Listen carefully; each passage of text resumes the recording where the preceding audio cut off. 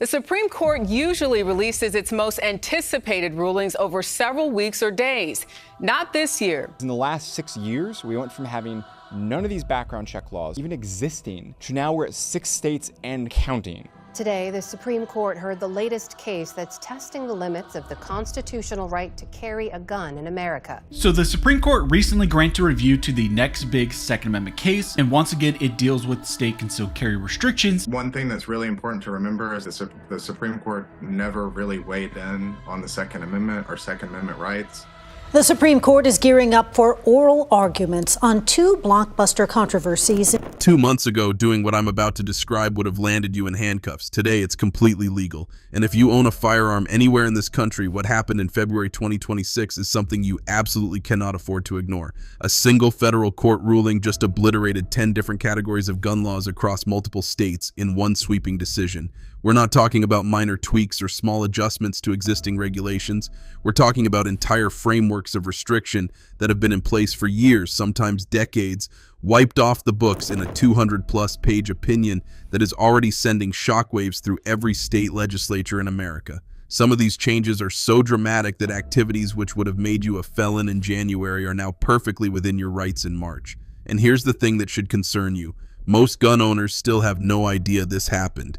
They're walking around either missing out on rights they've just regained, or worse, they're still following old restrictions while being completely unaware that the legal landscape beneath their feet has fundamentally shifted. So let me walk you through exactly what changed, why it changed, and what it means for you specifically, because there are details in this ruling that even the news hasn't fully covered yet. To understand the magnitude of what just happened, you need to understand how this case came together in the first place. Roughly 3 years ago, a coalition of gun rights organizations decided to take a different approach. Instead of fighting individual laws one at a time in separate courtrooms across the country, they coordinated. They identified plaintiffs in multiple states, real people who had been directly and tangibly harmed by specific gun restrictions, and they built a consolidated legal challenge that attacked an entire philosophy of gun regulation all at once. These cases wound their way through the federal court system, climbing from district courts up through the appellate level, and in February of this year, a federal circuit court delivered a ruling that didn't just strike down 1 law or 2 laws, it dismantled 10 distinct categories of firearms restrictions and declared them fundamentally incompatible with the Second Amendment.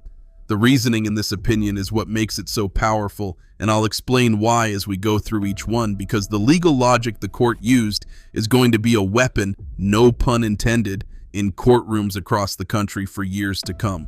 We've got the Ninth Circuit saying this is unconstitutional. We've got the Second Circuit saying it's actually so constitutional, the Constitution isn't even involved. The Supreme Court heard arguments today in a case that could reshape gun rights in America. The victory for gun rights advocates in California has to do with high-capacity magazines. D.C., where the Supreme Court has narrowed the scope of nationwide injunctions. San Francisco-based Ninth Circuit Court of Appeals has overturned California's ban on high-capacity gun magazines. The next massive Second Amendment ruling is already sitting on the Supreme Court's docket, and most gun owners have no idea about what is about to happen. Ninth Circuit Court of Appeals has overturned California's ban on high-capacity magazines, saying it violates the Second Amendment. Let's start with magazine capacity limits, because this one affects millions of gun owners immediately. States like New York, California, and Connecticut had laws capping magazines at 10 rounds, sometimes 15. The court's reasoning here was remarkably straightforward. They said that when you're in a life-threatening situation, when adrenaline is flooding your system and your hands are shaking and you're firing in the dark at someone who just kicked in your front door, the government has no business telling you that 10 rounds should be enough.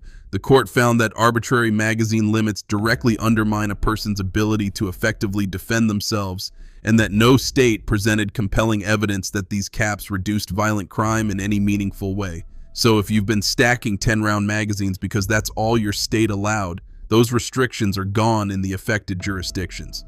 Standard capacity magazines, or your 30-round AR mags, your 17-round Glock mags, are back on the table. Now here's where it gets really interesting, because the court went after so-called assault weapon bans, and the way they did it was devastating to the gun control argument. The court pointed out something that firearms owners have been saying for years. The term assault weapon as used in these state laws has virtually nothing to do with how a firearm actually functions. These bans targeted cosmetic features, pistol grips, adjustable stocks, barrel shrouds, flash hiders. The court noted that a semi-automatic rifle with a wooden stock and a semi-automatic rifle with a pistol grip and a collapsible stock fire in exactly the same way, 1 round per trigger pull. Banning one configuration while permitting the other based purely on appearance, the court said, is irrational and constitutionally indefensible. In the states covered by this ruling, those bans are finished. AR platform rifles, AK-style rifles, and other semi-automatic firearms that were previously prohibited based on feature lists are now legal to own. The third category is mandatory waiting periods, and this one has a nuance that most people are missing. The court did not say that all waiting periods are unconstitutional. What they said is that waiting periods beyond 72 hours are unconstitutional unless a state can demonstrate with hard evidence that those extended delays actually prevent violence. And here's the critical part. Almost none of the states could produce that evidence. The court specifically highlighted the absurdity of making someone who already owns multiple firearms wait 2 weeks to pick up a new purchase, or forcing a person who is being actively stalked or threatened to remain defenseless for 10 days while paperwork sits in a drawer. If you pass the instant background check, you should be walking out with your firearm that same day or within 3 days at the absolute maximum. Number 4 is gun-free zones, and this is the one that's going to change daily life for a lot of concealed carriers. The court drew a very clear line here. They said the government has 2 options. Either allow citizens to carry firearms for their own protection in a given location, or provide adequate armed security at that location. What the government cannot do is declare an area a gun-free zone and then provide zero protection, effectively creating a soft target where law-abiding citizens are disarmed while criminals, who by definition don't follow the rules, remain armed. The court found that most gun-free zones outside of schools and courthouses lacked any meaningful security presence, making them constitutionally unjustifiable.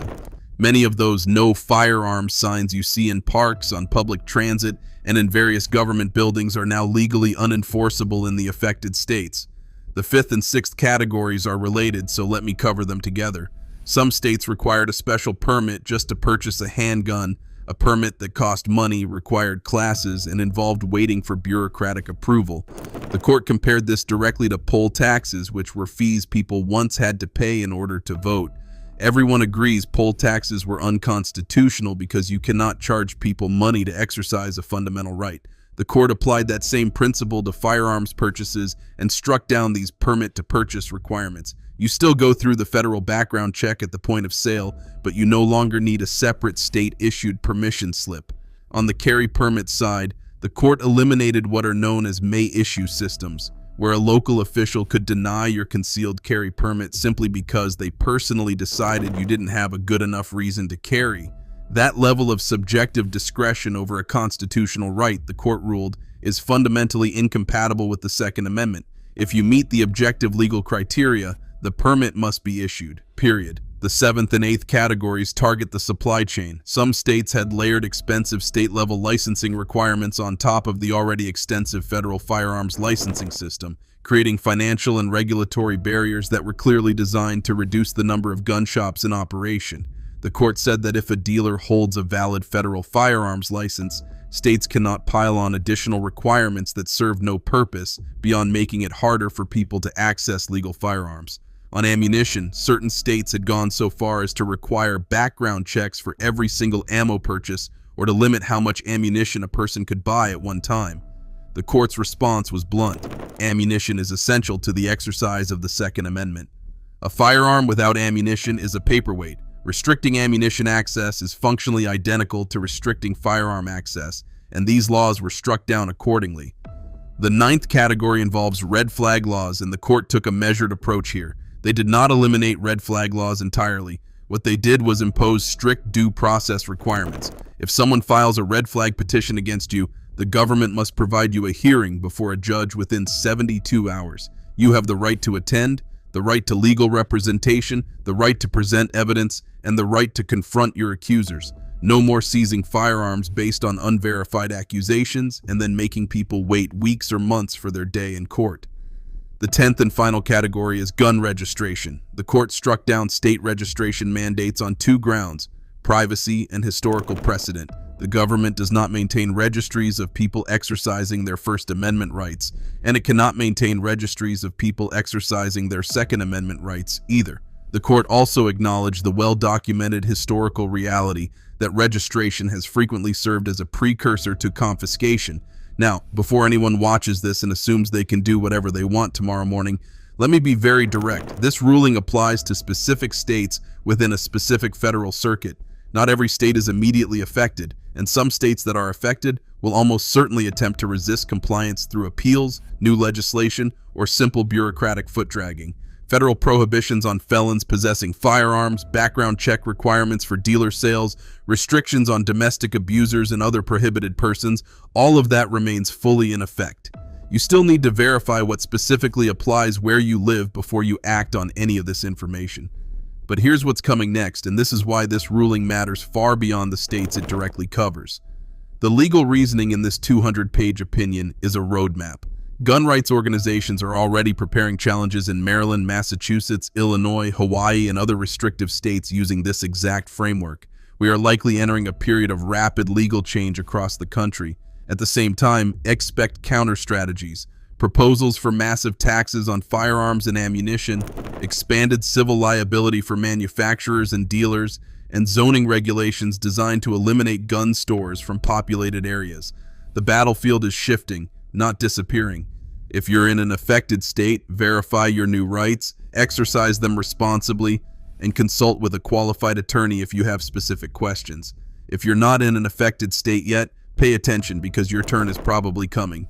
Get trained, store your firearms safely, follow every law that remains on the books, and understand that how every single gun owner conducts themselves right now directly influences whether these rights continue to expand or start contracting again.